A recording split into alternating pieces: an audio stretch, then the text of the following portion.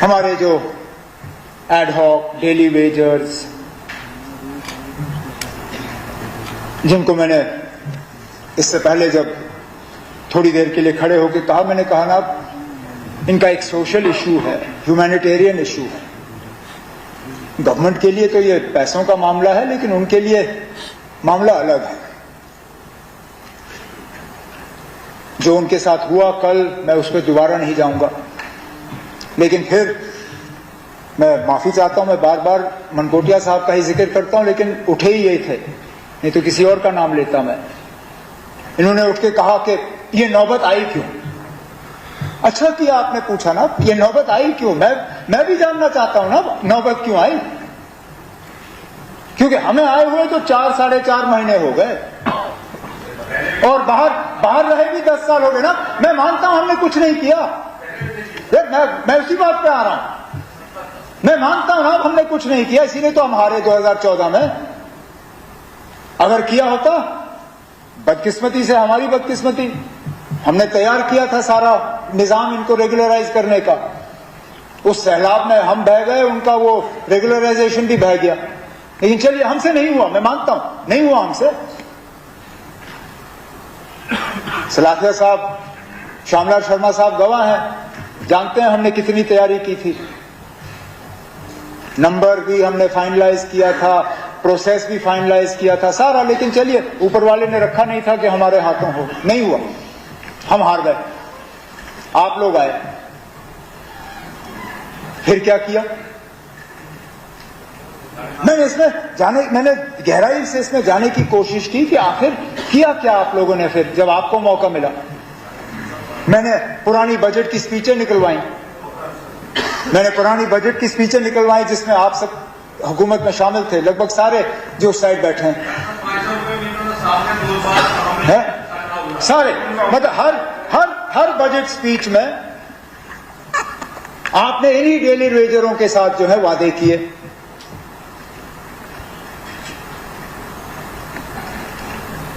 पहले budget speech में para 173, 174, 175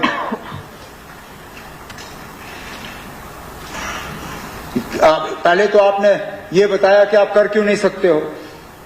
If the entire lot of such workers is regularized, the financial implications shall work out to 1925 crores per annum approximately. तो पहले ही आपने कहा कि क्यों नहीं हो सकता है। फिर कमेटी बनी, ठीक है, चलिए ना, फिर कमेटी बनी, ठीक है, अच्छा किया, बनाया आपने कमेटी ने, सोचा ठीक है ना, कमेटी बनी तो अगले बजट में उसका कहीं ना कहीं एक फॉरवर्ड मूवमेंट हुआ होगा। तो मैंने उसके बाद ये 15-16 की बजट थी, 16-17 का मैंने निकाला। 16-17 के हवाले से आपने सिर्फ इतना ही कहा कि हाई लेवल पावर कमेटी जो है वो तश्कील की गई है और हम इनके लिए कुछ करना चाहते हैं। फिर कुछ नहीं। फिर 17-18 की तकरीर आई,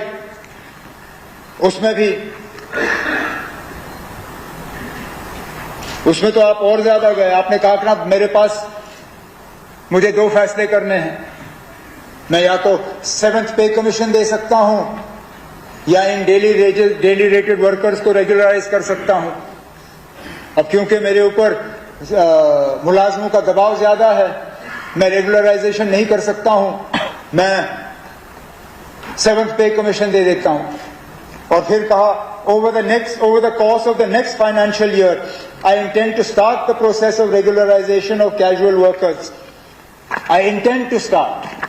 तीसरा कहना पड़ेगा, चौथी बजट से 1 महीना पहले, क्योंकि ये सेशन अगर मुझे याद है हम जनवरी में यहां बैठे हैं ना, मैं उस टाइम वहां बैठा था, हमें जनवरी में यहां बिठाया गया। दिसंबर में एसआरओ निकलता है, एसआरओ 520 520। तो उस एसआरओ के हवाले से फिर बजट में बात आ जाती है। As you are aware, the government has put into place a comprehensive policy, falana, and this policy seeks to address The implementation will ensure sustainable livelihood for them. ठीक है, बड़ा अच्छा SRO भी निकला। कितने लोग रेगुलराइज हुए आपके SRO के तहत? 570।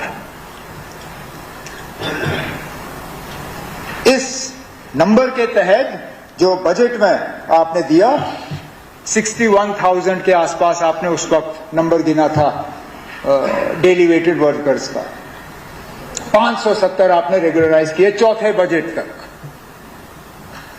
चलिए 18 में ही आपकी हुकूमत गई,